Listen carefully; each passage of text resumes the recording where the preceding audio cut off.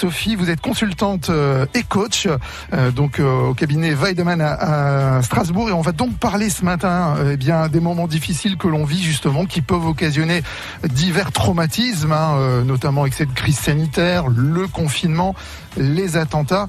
Je pense que la première des choses, Sophie, c'est peut-être un peu qu'on définisse ce qu'est le traumatisme, c'est ça, puisqu'il en existe beaucoup. Tout à fait, Frédéric. Moi, je propose déjà de définir qu'est-ce que c'est qu'un traumatisme, parce que c'est très difficile quand moi j'ai des personnes dans mon cabinet. Souvent, elles sont un petit peu timides, elles ont du mal à mettre le mot de traumatisme sur ce qui leur arrive. En médecine, par exemple, le traumatisme, c'est une lésion causée par une action extérieure, mais en psychologie, ce qui nous intéresse, c'est un dommage qui est causé à la personne interne, ce qu'on appelle la psyché, après un événement psychologique violent. Et en fait, à partir de cette définition générale, on se rend compte qu'il y a des raisons très très très variées, très nombreuses, qui peuvent créer un traumatisme. Ça peut être la perte d'un proche, ça peut être même un déménagement, ça peut être bien sûr un viol ou un abus sexuel, ça peut être bien sûr tous les accidents, avec des blessures ou pas, mais aussi le harcèlement moral, la violence conjugale ou familiale, les endoctrinements aussi. Enfin, il y a beaucoup, là, je m'arrête là, mais il y a plein de choses. Et bien entendu, toutes les catastrophes, par exemple le Covid, mais aussi les attentats, tout ça peut créer des traumatismes. Mais on peut avoir un traumatisme à partir de choses, finalement, qui peuvent paraître moins graves, moins impressionnantes, que du terrorisme, qu'un acte de terrorisme, qu'un accident grave, ou que le Covid actuellement. Ouais, alors justement, parce que en ce moment, avec cette crise sanitaire, on est confiné. Bon, l'isolement, ça peut être aussi pour certains un traumatisme. Ça peut se transformer en traumatisme. Exactement, et c'est là où on rentre dans le travail du coach, c'est-à-dire que la personne, et nous sommes tous très différents en fait. Il y a des personnes qui vont organiser les choses, prendre les choses en main, et puis tout à coup elles vont gérer la chose. Ça ne veut pas dire qu'en dessous il n'y a pas de traumatisme. Et puis il y en a d'autres qui peut-être vont réagir de manière plus visible, qui vont avoir l'impression de déprimer sur le coup, qui vont pleurer, etc. Donc elles vont aussi subir le traumatisme, mais le fait qu'elles l'expriment et qu'elles l'acceptent va aider à passer finalement plus vite. Bizarrement, ça peut paraître contradictoire, mais elles vont peut-être mieux vivre ce passage parce qu'elles ont pu le laisser sortir. Alors justement, on peut le détecter en étant proche, on peut le détecter, mais il faut donc, comme vous dites, qu'il y ait quand même une acceptation de la personne qui se rend compte qu'elle a subi un traumatisme ou qu'elle est dans cette phase en fait. Alors c'est très intéressant, Frédéric, parce que quand vous me dites on peut le détecter, non. C'est-à-dire, c'est justement ça le danger. C'est-à-dire, la plupart des personnes ne sont ni thérapeutes, ni coach, ni médecins. Chacun son métier. Et donc, on peut avoir l'impression que quelqu'un est traumatisé et il l'est ou il l'est pas. Et on peut avoir l'impression que quelqu'un va bien, alors qu'au fond, il y a quelque chose qui s'est passé et qui va impacter la personne de manière profonde et de manière durable. Bon, Sophie, on va y revenir justement dans quelques instants. Si vous avez des questions à poser à Sophie, profitez-en. Elle est là, donc consultante et coach. Vous souhaitez réagir ou même témoigner de votre expérience, n'hésitez pas, vous appelez Nadia tout de suite au 03 88 25 15 15. Nous revenons ce matin donc avec Sophie Weidemann, qui est consultante et coach au cabinet Weidemann à Strasbourg. Rebonjour Sophie. Bonjour. Nous reparlons ce matin forcément des traumatismes divers qui peuvent nous toucher, que ça soit nous-mêmes ou même notre entourage aussi. Alors on le disait il y a quelques instants, en fait même pour nos proches, on a du mal à le détecter. Alors comment on peut s'en sortir justement si des gens ne le détectent pas? Comment ça se passe, Sophie? Alors il y a plusieurs niveaux. Il y a d'abord le niveau, j'allais dire, de bon sens. C'est-à-dire quelqu'un qui a vécu quelque chose d'inhabituel ou de grave, il faut s'attendre à ce qu'il y ait un traumatisme. Alors traumatisme, c'est pas forcément que la vie s'arrête, ça peut être à différents degrés bien sûr. Donc déjà, il faut pouvoir être attentif. Maintenant, la difficulté avec les traumatismes, c'est que les manifestations ne sont pas forcément immédiates. Les manifestations immédiates, c'est une partie des manifestations, mais il peut y avoir il y a 3 types de manifestations avec les traumatismes, c'est les immédiates, les post-immédiates et les différées. Donc, il y a beaucoup de réactions au traumatisme qui vont venir dans un second temps. Un peu l'effet qui se coule, mais dans le mauvais sens. C'est-à-dire, sur le coup, on a l'impression d'avoir géré, et puis après, on se rend compte, déjà la personne elle-même, que c'est difficile, j'arrive plus à me lever, ou j'ai plus tellement la motivation, ou bien alors, ça peut être un début de déprime, c'est ça, en fait? C'est plutôt comme un choc, comme un arrêt. C'est comme si on avait mis le frein à main, quoi. Et encore une fois, ça, c'est une des manifestations, hein. Chacun le vit différemment. Mais globalement, il y a effectivement, tout de suite, hein, je veux dire, on peut crier si c'est un accident ou quelque chose vraiment d'inhabituel. On peut s'effondrer. Enfin, il y a 1 million de façons de réagir au traumatisme. Mais ce qui nous intéresse, c'est vraiment tout ce qui ne se voit pas, en fait. Donc, et comment y réagir? Alors justement, comment on peut en sortir? Parce que si on ne le voit pas, si déjà les proches ne le voient pas, on ne s'en rend pas compte, il faut forcément aller consulter rapidement. Qu'est-ce que vous conseillez? Alors moi, je pense que de toute façon, à partir du moment où on a subi un choc, quelque chose de visible, parce que comme je vous ai expliqué, les traumatismes, la cause du traumatisme n'est pas toujours visible. Mais quand on a affaire à un traumatisme visible, il faut forcément, à mon avis, automatiquement se dire je vais devoir en parler à quelqu'un et à un professionnel. Donc que ce soit un psychiatre, un psychologue, des gens spécialisés pour accompagner les traumatismes, parce qu'il y a souvent des cellules de crise quand il y a des choses très graves, mais un coach, un thérapeute, voilà, c'est très important d'aller voir un professionnel plutôt que d'aller voir les proches. Ça, c'est la première chose.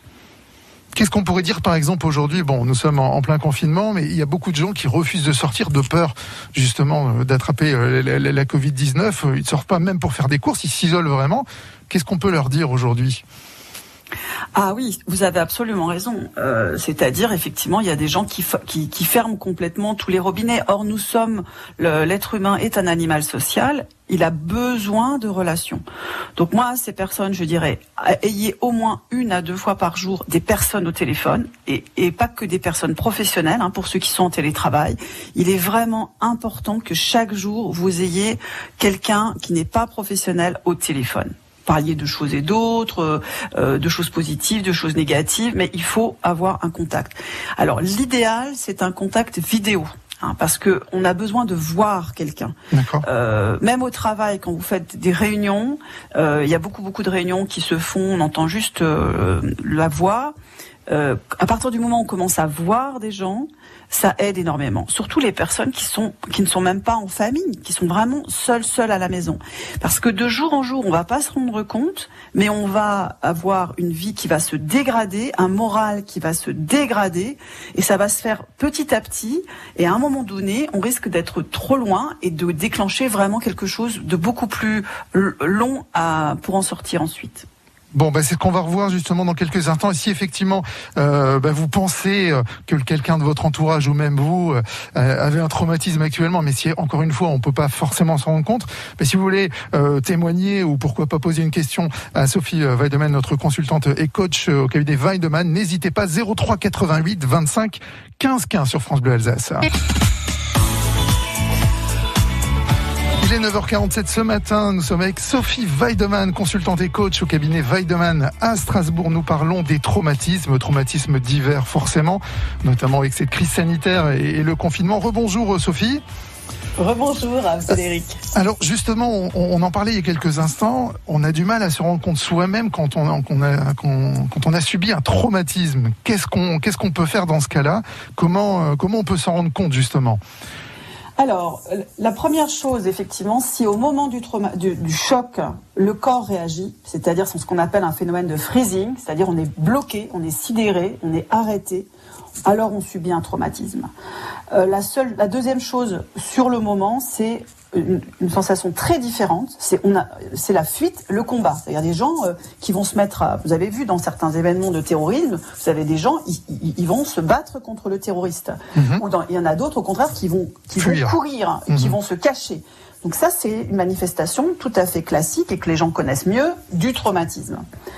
Donc dès qu'on a stress, agitation, etc., urgente, ça c'est la manifestation normale, naturelle, face à quelque chose d'extraordinaire. Après, comme je vous ai expliqué, les traumatismes ne sont pas tous extraordinaires. Il y a des choses qui sont un petit peu plus insidieuses, mais ça reste un traumatisme.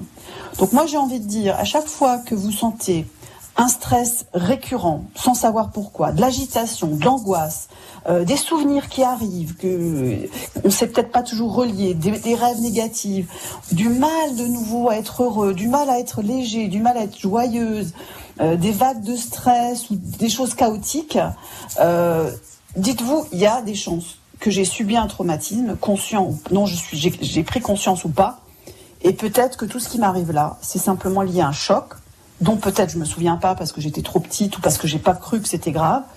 Et donc, à partir du moment où vous avez toutes ces réactions, là, il faut qu'il y ait une lampe qui s'allume en se disant, c'est peut-être pas moi, c'est peut-être pas mon caractère, c'est peut-être juste quelque chose que j'ai subi et qui pour moi a été un traumatisme. Donc ça, c'est pour soi-même aussi, mais après, quand on a effectivement la chance d'avoir un entourage, ça se passe pareil avec l'entourage pour détecter ce genre de choses, ou c'est différent ? Alors, si vous êtes proche de quelqu'un qui a vécu un traumatisme, il y a 2 cas de figure. Soit effectivement, vous savez que la personne a eu un traumatisme, elle a été là au moment où une bombe a été faite, ou voilà. Dans ces cas-là, la première chose à faire, il faut être très discret et très présent. C'est-à-dire qu'à la fois, il faut laisser de l'espace à la personne parce qu'il faut qu'elle vive son traumatisme et qu'elle le résolve à sa manière, mais en même temps, ne jamais être très très loin pour être à l'écoute, c'est-à-dire rappeler régulièrement la personne, lui parler de la pluie du beau temps, comment tu vas, voyez. Mais il faut rester à la fois dans le respect de ce qu'a vécu la personne, donc assez loin, et en même temps proche pour pouvoir déceler si ça commence à tourner mal. Voilà, ça c'est quand on sait qu'il y a eu un traumatisme. À contrario, si on se trouve par rapport à quelqu'un qui a régulièrement qui peut être régulièrement agité sans qu'on comprenne pourquoi, qui a des hauts, des bas, qui dit qu'elle dort mal, quelqu'un qu'on voit qu'il y a quelque chose comme une chape de plomb sur elle, quelque chose qui est pas clair. Là, vous pouvez peut-être juste dire à la personne, écoute, moi tu es vraiment quelqu'un que j'aime bien, mais tu vois tout ça, peut-être que c'est peut-être lié à quelque chose de plus grave. Est-ce que, alors, les personnes ne sont pas coachs ou consultants, mais c'est avec beaucoup de tact de dire peut-être tu pourras aller voir un thérapeute ou discuter de ça. Voilà, parce que on peut pas se mettre à la place d'un coach, d'un thérapeute, d'un médecin ou d'un psychiatre quand on n'est pas un professionnel. Ça, c'est pas possible. Parce qu'il y a des façons de parler qui peuvent faire du mal sans qu'on veuille faire du mal. Vous voyez, les gens sont souvent hyper sensibles. Et donc, quand on veut aider, ça peut parfois être pire que... Voilà. Donc, il faut être dans les 2 cas, il faut être très respectueux de la personne, mais aussi être capable de veiller sur elle parce que les gens peuvent se mettre en danger.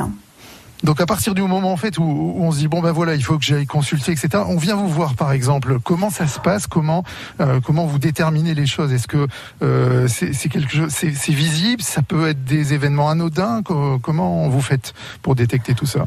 Alors en effet, il y a effectivement des personnes qui viennent nous voir et qui nous disent j'ai vécu ça et ça, ou bien j'ai une personne qui effectivement a vu un proche mourir devant elle quand il y a eu les attentats à Strasbourg. Évidemment, donc ils viennent nous voir et on fait notre travail qui est différent en fonction de la personnalité, de ses capacités, de son caractère. Donc on fait tout, c'est que un travail sur mesure, il n'y a pas de truc.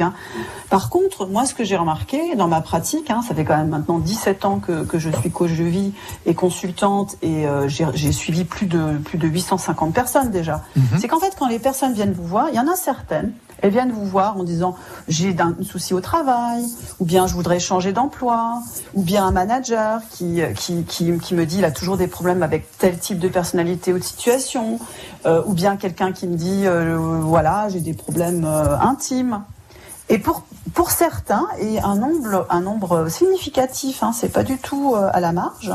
En fait, moi, chaque fois, j'écoute ce que la personne vient l'aide qu'elle vient demander chez moi. Mais ensuite, je fais toujours un bilan. Je fais un bilan émotionnel, je fais un bilan de la famille. Enfin, je fais tout un bilan pour pouvoir, à travers ce que elle me dit, ce que moi je ressens, rajouter des éléments objectifs et des éléments distanciés. C'est-à-dire que voilà. Et du coup, régulièrement, en fait, on se rend compte que tout ça part d'un traumatisme qui, pour la personne, était tout à fait anodin, mais qui, en souterrain, a grignoté la vie de la personne, l'a déformée et a créé ensuite des problèmes qui peuvent parfois être vraiment graves, quoi. Et donc, il est clair que si moi je règle juste ce qu'elle me dit, ce qu'elle vient me demander, on peut faire un travail, mais qui va être avec des petits résultats. Alors que si on arrive à identifier d'où ça vient et qu'on arrive à régler la racine, les résultats vont être vraiment très impressionnants. Très bien, Sophie, pour conclure, est-ce qu'on peut donner quelques conseils quand même aux personnes qui nous écoutent en ces temps difficiles ? Moi, j'ai envie de dire, ne sous-estimez pas le traumatisme. C'est un mot qui paraît fort comme ça, mais encore une fois, il y a différents degrés de traumatisme. En tout cas, j'ai envie de dire, prenez cette heure de promenade tous les jours. C'est vraiment important. Si vous êtes vraiment seul chez vous, créez du lien social, appelez, ayez des gens, si vous connaissez la technologie, donc pour faire un Zoom ou un Teams, pour rencontrer des gens de visu, ou bien avec les outils, les FaceTime et tout ça. Il est important d'avoir tous les jours quelqu'un au moins au téléphone qui soit pas quelqu'un de professionnel, et idéalement aussi tous les jours quelqu'un de visu si vous êtes vraiment seul à la maison. Ne vous isolez pas et ne sous-estimez pas toutes ces choses qui peuvent construire des choses toxiques en souterrain et dont après vous aurez beaucoup de mal à remonter, quoi. Bien, merci beaucoup Sophie Weidemann. Je rappelle, vous êtes consultante et coach au cabinet Weidemann à Strasbourg. Merci beaucoup d'être intervenue en ce 11 novembre sur l'antenne de France Bleu Alsace. On se retrouve très bientôt avec vous. Je vous souhaite un bon 11 novembre. Merci beaucoup Frédéric et bon anniversaire à France Bleu. Merci bien. France Bleu.